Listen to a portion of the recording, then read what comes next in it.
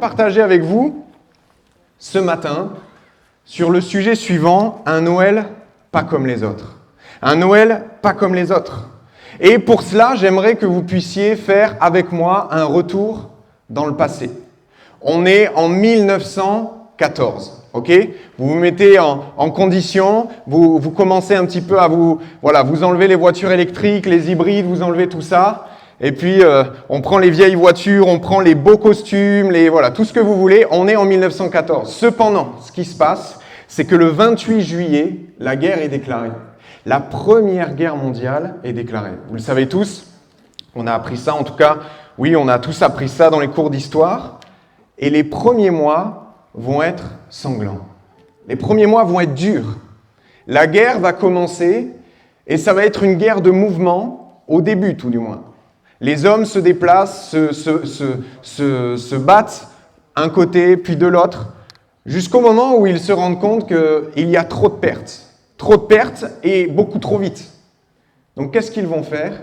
Ils vont commencer à creuser des tranchées. Et puis on appellera ça encore aujourd'hui la guerre des tranchées. Dans les premiers mois, 300 000 hommes vont décéder. Ça va très très vite. Et puis, dans ces tranchées, la vie est plutôt compliquée. Même horrible, j'aimerais dire.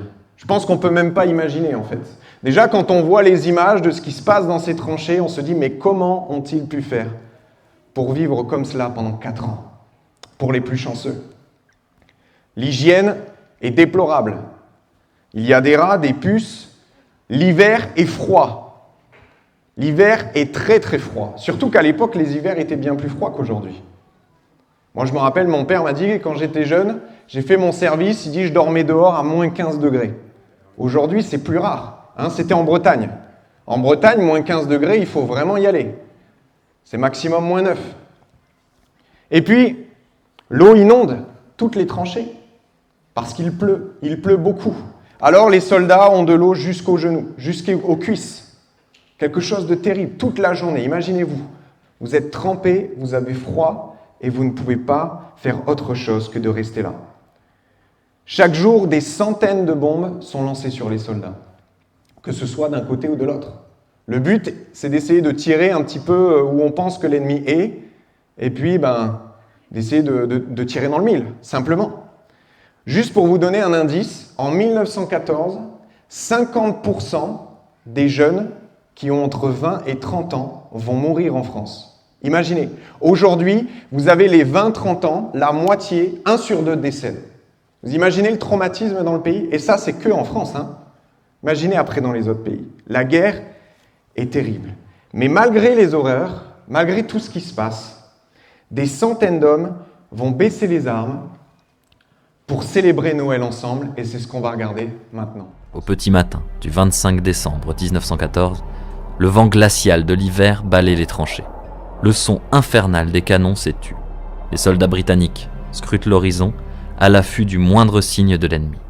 À leur grande surprise, des sapins de Noël et des bougies ont été installés sur le haut des tranchées allemandes. Soudain, une voix brise le silence en provenance des positions ennemies.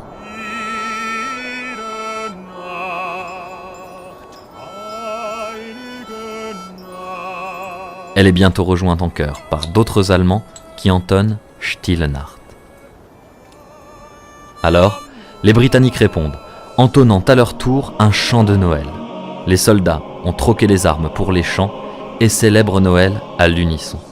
Graham Williams, de la London Rifle Brigade, écrit « Les Allemands chantaient une de leurs chansons, nous, une des nôtres, jusqu'à ce que nous entamions « Ho come all ye faithful » et que les Allemands reprennent avec nous l'hymne en latin « Adeste Fideles ».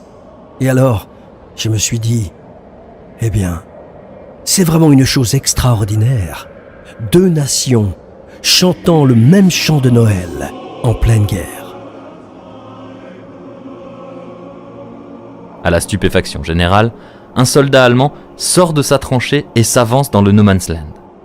Les bras levés, il marche vers les positions britanniques. Un Tommy quitte alors son poste, rejoint l'ennemi et le salue. Cette scène surréaliste incite des centaines de soldats à se rejoindre. Certains brandissent des sapins de Noël et crient « Joyeux Noël » dans plusieurs langues. On se regarde, les yeux dans les yeux, avec le même mélange de peur et d'incrédulité. Est-ce cela, la magie de Noël ? Sur plusieurs points du front, les soldats font un temps la paix. Ils demandent aux adversaires s'ils peuvent prendre le temps d'enterrer leurs morts. Dans une étrange ambiance, certains fraternisent, s'échangent des cigarettes, de l'alcool ou de petits cadeaux. Pendant plusieurs heures, on immortalise ce moment avec les quelques appareils photos disponibles à l'époque.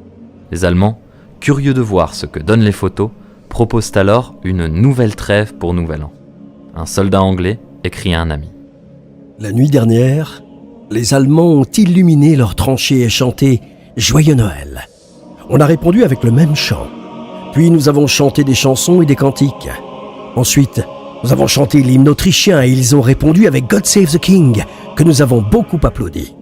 À ce moment-là, tous les tirs avaient cessé. Nous avons marché le long des parapets des tranchées et nous nous sommes appelés. Puis, quelques gars ont marché jusqu'au milieu du champ de bataille pour rencontrer les Allemands. Et ils se sont souhaités joyeux Noël, se sont serrés la main et se sont dit qu'ils ne se battraient pas aujourd'hui. Nous avons fêté la communion dans une vieille ferme et en rentrant, nous avons décidé de marcher à la vue des ennemis. Nous sommes rentrés en sécurité et certains de nos gars ont commencé à jouer au foot entre les tranchées. Alors, les Allemands se sont montrés et nous nous sommes rencontrés. On a échangé des souvenirs avant de se séparer comme de bons amis. Un d'entre eux m'a donné son adresse pour que je lui écrive après la guerre. Il y avait un tas de gens bien parmi eux. Je suis sûr que si cela ne dépendait que des hommes, il n'y aurait jamais eu de guerre. Dans la région d'Ypres, Britanniques et Allemands profitent de la trêve pour engager un match de foot. Dans son rapport, un lieutenant allemand détaille. Nous avons marqué les buts avec nos képis. Les équipes ont été rapidement formées pour un match sur la boue gelée et les Fritz ont battu les Tommies 3-2. Sur certains points du front, on profite de ce cessez-le-feu temporaire pour récupérer les dépouilles des morts et les enterrer, tous ensemble, en leur offrant une sépulture décente. D'un côté du champ de bataille, un coiffeur anglais offre une coupe de cheveux à un Allemand qui semble en avoir bien besoin. D'un autre côté, un officier dévoile les emplacements des prochains assauts pour que tout le monde puisse se mettre à l'abri. Ces scènes surréalistes offrent une autre vision de la guerre, celle de milliers d'hommes envoyés combattre des gens qu'ils ne haïssent pas et qui finalement ne sont pas si différents d'eux. Cette trêve de Noël et ses fraternisations seront passées sous silence par la presse allemande et française. Les Anglais, eux, feront les gros titres avec ces photos de fraternité entre soldats. Même si les trêves les plus connues concernent les Britanniques et les Allemands, les Français y ont également pris part, comme en témoigne le journal des marches et opérations du 99e régiment d'infanterie français. Un soldat y note « 25 décembre. Les tirailleries ont cessé brusquement chez les Allemands. »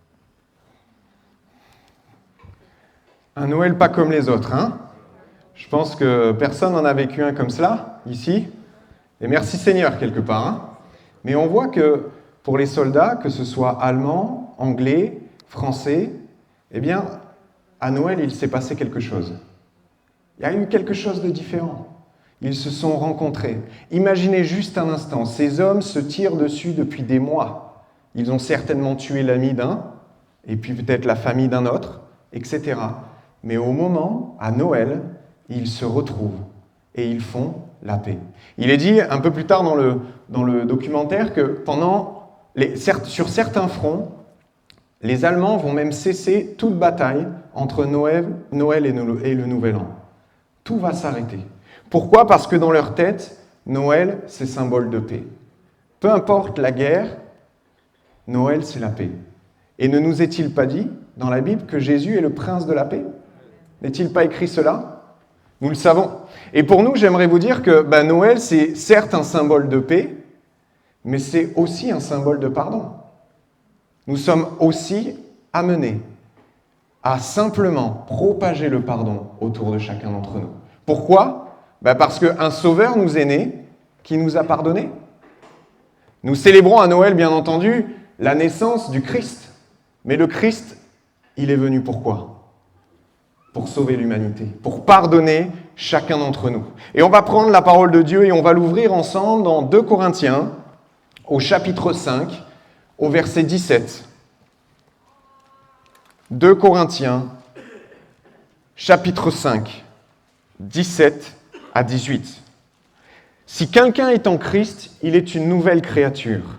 Les choses anciennes sont passées, voici, toutes choses sont devenues nouvelles. Et écoutez bien, tout cela vient de Dieu, qui nous a réconciliés avec lui par Christ et qui nous a donné le ministère de la réconciliation. En effet, Dieu était en Christ. Il réconciliait le monde avec lui-même en ne chargeant pas les hommes de leurs fautes, et il a mis en nous la parole de la réconciliation. Dans d'autres traductions, il est dit le ministère de la réconciliation. Autrement dit, le service lié à la réconciliation. De la même manière que les deux nations, parce qu'il est principalement parlé des Anglais et des Allemands, d'ailleurs vous aurez souligné que les Allemands ont gagné le match de foot, ça n'a pas changé depuis. Anglais contre Allemands, c'est toujours les Allemands qui gagnent. De la même manière que les deux nations étaient en guerre, nous aussi, nous étions en guerre contre Dieu. Nous aussi, nous avions mis une distance entre Dieu et nous. Nous étions comme abrités, un faux abri bien entendu, mais nous étions abrités dans nos tranchées. Nous avions décidé par notre désobéissance, par le péché, d'être éloignés de Dieu. Nous mettions une distance entre lui et nous. Et alors, Dieu qui n'était pas fautif, Dieu qui n'avait rien fait, Dieu qui quelque part subissait notre attitude, eh bien, il s'est avancé le premier. Comme cette image, vous l'avez vu, d'un Allemand avec le sapin de Noël qui s'avance dans le No Man's Land, l'endroit où tout était bombardé. Et ce soldat allemand va prendre son courage à deux mains et va dire « Ok, moi je veux y aller. Je veux être le symbole de la paix. » Eh bien, Jésus a fait la même chose. Il est venu sur le terrain de bataille de nos cœurs et il nous a apporté la paix. Il nous a apporté la paix. Jésus était l'émissaire de Dieu, l'ambassadeur de Dieu, proposant gratuitement de nous pardonner. Nous n'avons rien eu à payer, rien à donner.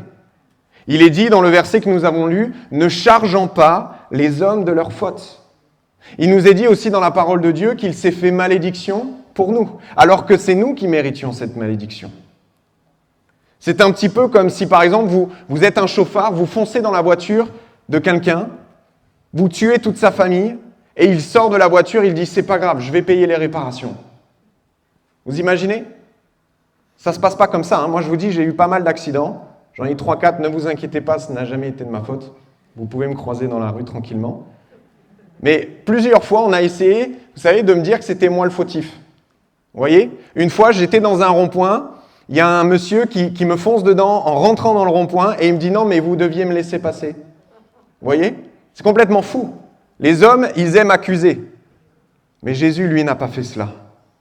Noël représente la réconciliation entre Dieu et les hommes, mais aussi le don du ministère de réconciliation. Nous l'avons vu.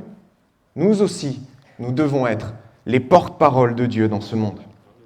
Cette notion de réconciliation et de ministère de réconciliation était tout à fait compréhensible par les Corinthiens. Pourquoi ? Eh bien parce que la ville de Corinthe a été construite en 44 avant Jésus-Christ.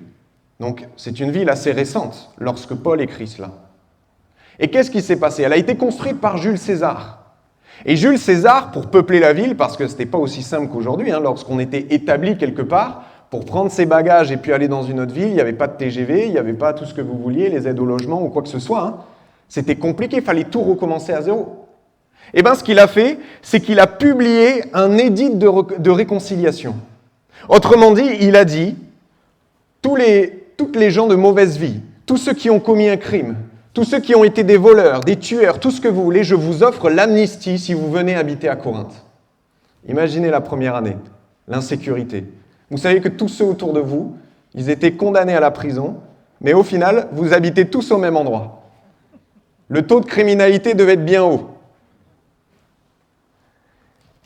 Mais Jules César a fait cela. Ils avaient l'amnistie complète s'ils venaient s'installer dans la ville de Corinthe, s'établir dans cette ville.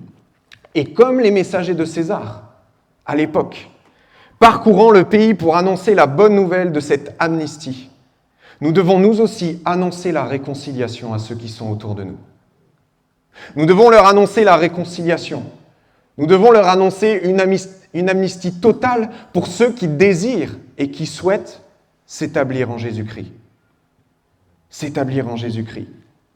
Alors, peut-être un challenge avant de passer à la suite, au second point, peut-être cette année, d'être un ambassadeur de Christ et d'amener ne serait-ce qu'une personne dans ce lieu. Non pas parce que c'est ce lieu, mais simplement parce que dans ce lieu, nous prêchons la parole de Dieu. Simplement peut-être de lui annoncer, même toi, la parole de Dieu. Lui prendre la Bible et lui dire, tu vois, Jésus veut te pardonner. Jésus veut te restaurer. Jésus veut avoir une relation avec toi. Et peut-être que chacun, nous puissions avoir ce défi pour cette année 2021, qui va bientôt commencer. Je veux être un ambassadeur de la réconciliation. Alors mon deuxième point, c'est que après avoir été pardonnés par Christ, nous devons aussi pardonner à notre tour. Nous devons pardonner. Parce que Noël, c'est cela. C'est le pardon apporté en Jésus-Christ. Le chrétien, une fois réconcilié avec Christ, doit se réconcilier avec ceux qui l'entourent. Et vous verrez que nous n'en avons pas vraiment le choix. C'est une obligation. Il ne peut pas profiter de la réconciliation en Jésus-Christ sans lui-même la mettre en pratique. C'est impossible. C'est impossible. Matthieu au chapitre 6, si vous voulez, vous pouvez l'ouvrir. Matthieu chapitre 6, au verset 14 et 15. Matthieu chapitre 6, versets 14 et 15, il nous est dit, « Si vous pardonnez aux hommes leur offense, vous aurez bien vu le si, le conditionnel. Votre Père céleste vous pardonnera aussi. Mais si vous ne pardonnez pas aux hommes, au cas où si le si n'était pas assez clair, votre Père ne vous pardonnera pas non plus vos offenses. Tu ne pardonnes pas, tu n'es pas pardonné. Tu n'es pas réconcilié avec les hommes, tu ne peux pas être réconcilié avec Dieu. C'est la condition de Dieu. C'est écrit. La Bible est en train de nous dire que tu peux prier chaque jour. Tu peux lire ta Bible chaque jour. Tu peux venir avec zèle à l'église. Tu peux servir à l'église. Tu peux apporter, entre guillemets, ta pierre à l'édifice. Tu peux même prêcher l'évangile à tous ceux que tu rencontres. Tu peux annoncer la bonne nouvelle. Tu peux donner du temps, de l'argent ou tout ce que tu veux d'autre pour le royaume de Dieu. Mais si tu ne pardonnes pas, alors tu n'as pas accès à la vie éternelle. Tu fais ça pour rien. C'est du perdu.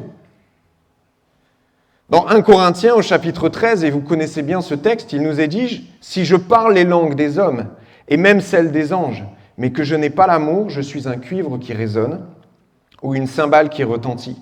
Si j'ai le don de prophétie, la compréhension de tous les mystères et toute la connaissance, si j'ai même toute la foi jusqu'à transporter des montagnes, mais que je n'ai pas l'amour, je ne suis rien.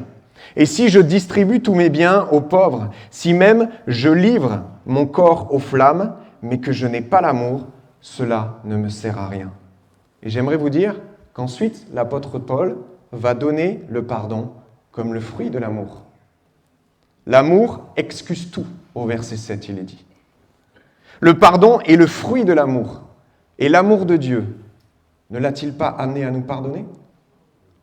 C'est son amour qui a amené Jésus-Christ. C'est parce qu'il nous a tant aimés, et vous connaissez ce verset, qu'il a donné son Fils. Alors, la Bible va aller encore plus loin. Dans Matthieu 18, si ma mémoire est bonne, Pierre va demander à Jésus, « Combien de fois est-ce que l'on doit pardonner ? Maître, combien de fois est-ce que je dois pardonner ? Est-ce que je dois pardonner 7 fois ? » Et puis Jésus va lui répondre, « Non, 7 fois, 70 fois, par jour. » Ça fait combien pour les plus matheux, là ? Combien ? Beaucoup ? Ça fait 490 fois. Alors je triche un peu, j'ai utilisé ma calculette à la maison. 490 fois. Si quelqu'un vient vous offenser 491 fois dans la journée, alors peut-être. Mais bon, c'est assez rare quand même. Il faudrait vraiment y mettre de l'énergie pour arriver jusqu'à là. Tu dois pardonner, Pierre. Et il va continuer avec cette parabole, avec cette histoire. Le serviteur qui a une dette envers le maître, envers le roi. Il va dire il était un homme qui devait 10 000 sacs d'argent au roi. C'est énorme. Je ne sais pas pourquoi il a emprunté cette somme, mais il devait 10 000 sacs d'argent au roi. Et alors le roi va lui demander son dû. Il va dire je ne peux pas payer. Et il va dire exactement Seigneur, prends patience envers moi et je te paierai tout. Le roi, avant cette phrase, voulait le vendre lui et sa famille, mais il eut pitié de lui. Il eut pitié. Alors, au lieu de lui donner un délai supplémentaire, ce qu'il aurait pu faire, il a décidé d'annuler toute la dette, de supprimer. Tout, absolument tout. Il n'y a que Dieu qui peut faire ça. Il y a quelques mois, les États ont demandé à la BCE d'annuler la dette liée au Covid. La réponse a été non. Voilà, on a un cas pratique de l'homme et de Dieu. Le roi a pardonné. Et ensuite, cet homme va rencontrer un collègue à lui, certainement, ou plutôt une connaissance, vu ce qu'il va lui faire, et il va dire, tu me dois 100 pièces d'argent. Alors 100 pièces d'argent, c'est pas non plus une petite somme. Ça vaut à peu près la moitié d'une année au niveau du salaire, d'accord, actuel. Un soldat romain gagnait à peu près 200-250 pièces par an. D'accord ? Là, il va lui demander 100 pièces d'argent, donc 6 mois de salaire. Et puis, il est dit que l'homme va lui dire exactement les mêmes mots. « Prends patience envers moi et je te paierai tout. » Et il est dit dans la parole de Dieu que cet homme va refuser, va brutaliser cette connaissance qui lui devait de l'argent et va le jeter en prison jusqu'à ce qu'il ait tout payé. Le roi va apprendre cela et il va être furieux. Il va être furieux. Il nous est dit, son maître irrité le livra au bourreau, donc celui qui devait 10 000 pièces d'argent, jusqu'à ce qu'il ait payé tout ce qu'il devait. Il a annulé sa remise de dette. C'est ainsi que mon Père céleste vous traitera, si chacun de vous ne pardonne pas à son frère, de tout son cœur. Si on ne pardonne pas, le salut est annulé. C'est fort, hein ? C'est risqué, hein ? Est-ce qu'on peut prendre ce risque-là ? Moi, je préfère pas, hein ? Non, voilà, on est deux là déjà. Qui veut prendre ce risque ? C'est dangereux. La Bible nous dit en réalité que le pardon n'est pas une option. Nous n'avons pas le choix. En tant que chrétiens, en tant que disciples, nous devons pardonner. C'est obligatoire. Alors bien entendu, chacun est libre.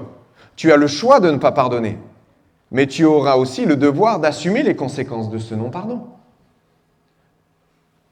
Tu devras assumer. L'exemple d'une remise de dette, en plus, dans ce texte, n'est pas pris au hasard, parce que le mot pardonner, en grec, c'est aphiemi, et ça veut dire remise de dette. Lorsque quelqu'un t'a fait du tort, lorsque quelqu'un t'a offensé, il a comme une dette envers toi. Mais toi, tu as un devoir envers Dieu, c'est de lui pardonner. Tu as une dette envers Dieu qui est bien plus grande que sa dette qu'il a envers toi. Et donc cette dette t'oblige à pardonner. C'est un petit peu comme les lois françaises et européennes. Vous avez la loi européenne qui est au-dessus de la loi française. Et si la loi française vous dit non, mais que la loi européenne vous dit oui, alors c'est oui. C'est la même chose. Toi, tu as beau dire non, Dieu lui dit oui. Alors tu dois obéir à Dieu.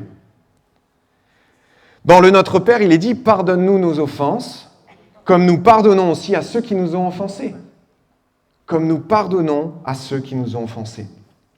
Frères et sœurs, si cela te concerne aujourd'hui, tu dois rentrer dans le pardon.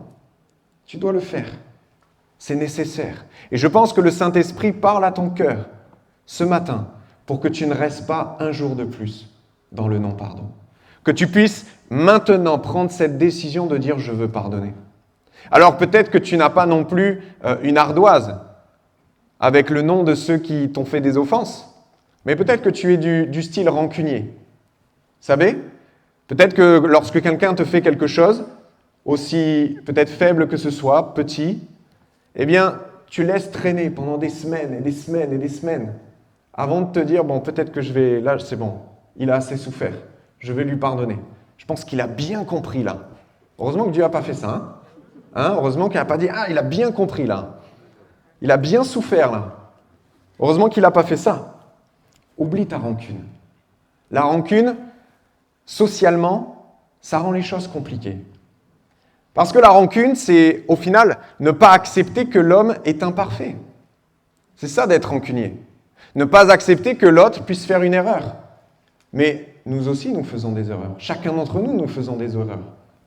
Et pourtant, lorsque c'est nous qui les commettons, nous sommes souvent beaucoup plus lâches sur la sentence à appliquer. Et pourtant, qu'est-ce qu'il est dit dans la parole de Dieu?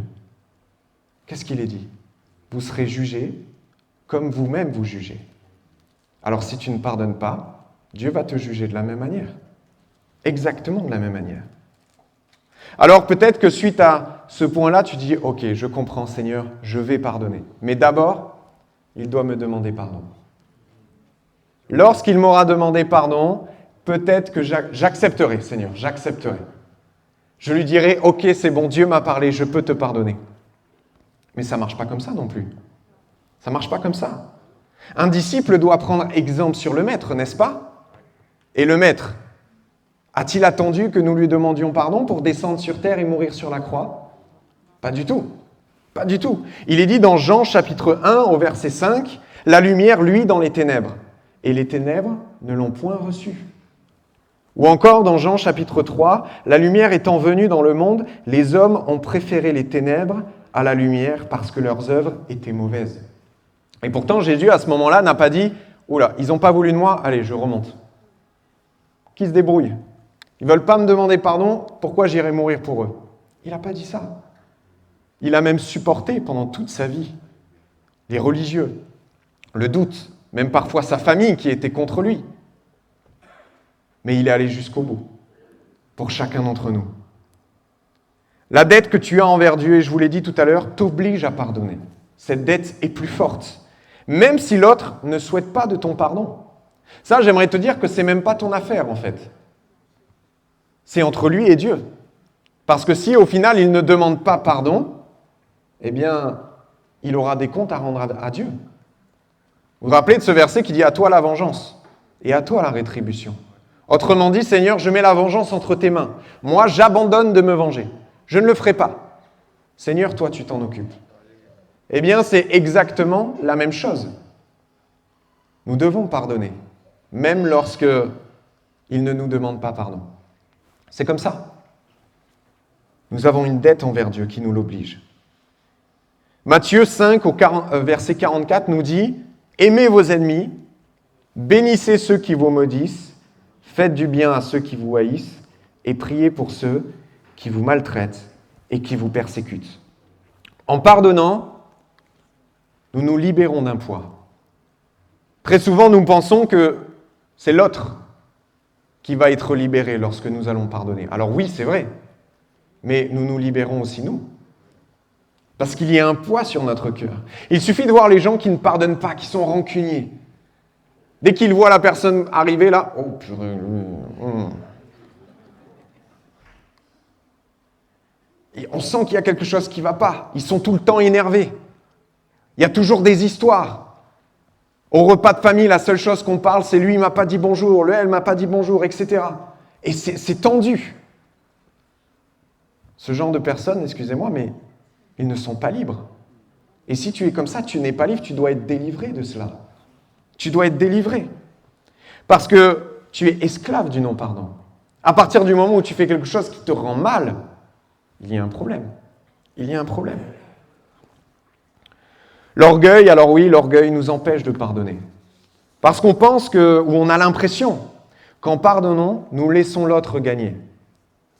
On laisse l'autre gagner. Mais c'est faux. Ne gagne rien du tout. La seule personne qui gagne lorsque nous pardonnons, c'est déjà nous-mêmes, certes, mais c'est Dieu. Parce que le ministère qu'il a mis en toi, c'est pleinement accompli lorsque tu pardonnes. Et alors, tu es un ambassadeur de Christ, donc celui qui gagne, c'est Dieu. Alors, si tu as du mal à pardonner en te disant « l'autre va croire qu'il croit ce qu'il veut », en tout cas, Dieu, lui, verra ton cœur. Et tu auras honoré ta dette envers lui.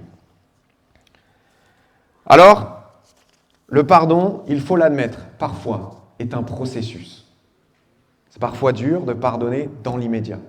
Mais on peut choisir d'accepter de pardonner dans l'immédiat. Comprenez-moi bien. On peut ne pas y arriver dans les secondes qui suivent, mais on peut se dire « je dois pardonner ». J'ai pas envie, j'y arrive pas, mais je dois pardonner. Le pardon est plus ou moins rapide, selon le caractère. Je le disais tout à l'heure, il y en a qui sont rancuniers, et d'autres qui, 5 minutes après, c'est à nouveau vos meilleurs amis. Ils ont oublié, c'est parti. D'accord ? Mais parfois, c'est compliqué. Bien entendu, on va peut-être être plus énervé si quelqu'un nous a menti, trahi ou tout ce que vous voulez, plutôt que s'il nous a volé notre goûter. Vous êtes d'accord ? Quoique, parfois, entre frères et sœurs surtout, ça peut prendre de grandes proportions. Hein, le goûter, c'est sacré. Mais on va plus facilement pardonner. Et parfois même, le pardon est inenvisageable. J'ai beau vouloir, je n'y arrive pas, Seigneur. Je tiens. Eh bien, la première étape dans le processus, c'est admettre que nous sommes imparfaits et que celui qui est en face est aussi imparfait. Qu'il a le droit à l'erreur, et ça nous permet aussi, nous, d'avoir le droit à l'erreur. Chacun a le droit à l'erreur. Et puis, au final, c'est envisager l'impensable. Je vous le disais tout à l'heure. Je vais lui pardonner. Peut-être pas dans l'instant, j'y arrive pas encore. Mon cœur est trop aigri, est trop dur. Mon pied est comme ça. Mon cœur est comme ça. Mais je vais lui pardonner. Et puis, au final, se mettre devant le Maître. Prier et demander, Seigneur, tu vois mon cœur, je n'y arrive pas, je veux le faire, parce que je sais que c'est selon ta parole, c'est ce que tu veux pour ma vie et pour sa vie. Je veux le faire, mais aide-moi, aide-moi. Je n'y arrive pas, mais grâce à toi, je vais y arriver. Pourquoi ? Eh bien, simplement parce que lorsqu'on demande à Dieu, à Jésus, que sa nature rentre en nous et qu'elle prenne plus de place, eh bien, au fur et à mesure, le caractère du Père vient se mêler à notre caractère. Et si Dieu prend de plus en plus de place dans ta vie, dans ton cœur, dans tes pensées, eh bien tu verras qu'au bout d'un moment, le pardon sera même évident, automatique. Simplement parce que tu ne parleras plus par tes propres émotions, grâce à ton propre caractère, mais tu parleras avec la nature de Christ qu'il a mis en toi et qu'il veut que tu développes. Dans Actes 7, 59, vous connaissez cette histoire, hein, c'est Étienne qui se fait lapider et qui pourtant va dire « Seigneur, accueille mon esprit ». Puis il se mit à genoux et s'écria d'une voix « Seigneur, ne les charge pas de ce péché ». Après avoir dit cela, il s'endormit. Vous vous rendez compte, il est en train de se faire lapider, tuer, exécuter sur la place publique, devant tous, alors qu'il prêche la vérité, la parole de Dieu. Et pourtant, il va être capable de dire, Seigneur, ne leur impute pas ce péché. Ça vous rappelle quelque chose, certainement. Jésus sur la croix, qui dira, Seigneur, pardonne-leur, ils ne savent pas ce qu'ils font. Pourquoi ? Parce que Étienne, il nous l'a dit au verset 55, juste un peu avant, il était rempli du Saint-Esprit. Il était rempli de la nature de Dieu. Alors, automatiquement, la nature de Dieu étant en lui, il démontrait cette nature autour de lui. Un exemple et un dernier, avant de passer à ma conclusion, qui dit, c'est une église, l'église de Mombasa. Alors peut-être certains connaissent, peut-être pas, au Kenya. Eh bien en 2014, ils ont vécu 2 incendies criminels. Des intégristes ont mis le feu à leur église. 2 fois. Imaginez, une fois déjà c'est beaucoup. Vous reconstruisez, vous rachetez. Et puis une 2e fois. Et puis vous savez ce qu'a dit le pasteur ? Il a dit, nous n'avons pas maudit les agresseurs. Nous avons prié pour eux, afin que le Seigneur les délivre de la haine et de l'aveuglement qui les anime. Nous avons prié pour qu'ils quittent le chemin de la destruction sur lequel ils se sont engagés. Ça, c'est la nature de Christ qui parle. Parce que ce n'est pas humain, on est d'accord. Ce n'est pas naturel. Même le moins rancunier de nous tous n'aurait pas dit cela. Mais c'est la nature de Christ qui a témoigné, qui a brillé. Et finalement, cette église est une lettre ouverte, une lettre de Christ. Elle sent le parfum de Christ dans la ville où elle est placée. Alors pour terminer cette prédication, avant qu'on se quitte, avant que la semaine de Noël ne commence, avant que peut-être par groupe de 6, vous puissiez fêter Noël, Pourquoi vous rigolez? J'aimerais te poser la question suivante. Vas-tu passer une fois encore à côté de ce Noël? Tu pourras le fêter, tu pourras manger, tu pourras ouvrir tes cadeaux. Mais si tu ne choisis pas de pardonner, alors tu passes à côté de Noël. Tu passes à côté du sens de Noël. Vas-tu encore vivre un Noël dans la rancœur, dans l'énervement? Vas-tu accepter de passer Noël en dehors de la voie de Dieu qu'il a tracée pour toi, du plan qu'il a pour toi? Est-ce que tu vas accepter cela? Est-ce que ce Noël sera un Noël de plus, un Noël banal? Ou est-ce que ce Noël sera pour toi un Noël pas comme les autres? Un Noël pas comme les autres. Un Noël où tu pourras dire, ce Noël-là, cette année-là, le Noël 2020, j'ai pardonné. Peut-être ça faisait des années, ça traîne au fond de toi. Peut-être parfois même tu l'oublies, tu n'y penses plus. Mais ça remonte, certaines fois, ça remonte. Est-ce que ce Noël sera banal? Ou est-ce que ta famille pourra se dire, c'était merveilleux, on s'est appelé, on s'est téléphoné, on s'est pardonné? Ou est-ce que tes amis peut-être? Est-ce que ton collègue de travail, peut-être celui qui met la musique bien trop fort, pendant le temps de travail, qui chante faux et qui t'énerve toute la journée par ses remarques, est-ce qu'il pourra dire, je ne sais pas pourquoi, il est venu me voir et il m'a dit qu'il me pardonnait? Est-ce que tu vas faire ça? Je l'espère pour toi. Parce que tu verras que tu vas te libérer d'un grand poids. Alors simplement qu'on puisse baisser la tête, tous ensemble, et on va prier un instant. Je vais prier pour vous. Et puis, peut-être, je ne vais pas faire un appel à main levée. D'accord? C'est personnel, c'est chacun est devant Dieu. Comme je le disais, cette dette, elle est entre toi et Dieu. Alors peut-être tu lèves ta main, mais dans ton cœur. Tu dis, Seigneur, je veux changer. Et je ne veux pas changer pour pire ou pour autre chose, mais je veux changer pour te ressembler. Seigneur, je te prie pour ceux peut-être qui se sentent touchés, interpellés ce matin. Pour ceux qui se disent, oui, il faut que j'agisse, il faut que je change, il faut que ça bouge. Eh bien, je te prie que tu puisses les aider. Peut-être pour certains, ce sera facile, ou peut-être pour d'autres, ce sera un processus. Mais l'avantage, c'est que lorsque le processus est commencé, eh bien, toi, tu l'emmènes au bout. Alors, Seigneur, mets le pardon dans chacun de nos cœurs. Que nous puissions être proches de toi et que nous puissions te ressembler, Seigneur Jésus.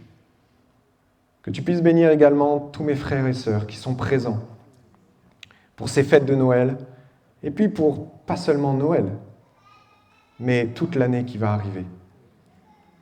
Tu nous as permis d'être là ce matin et nous t'en remercions. Et nous croyons que chaque jour, tu nous donnes le souffle de vie pour vivre le jour d'après. Alors que ton nom soit béni et glorifié en cette matinée. Amen.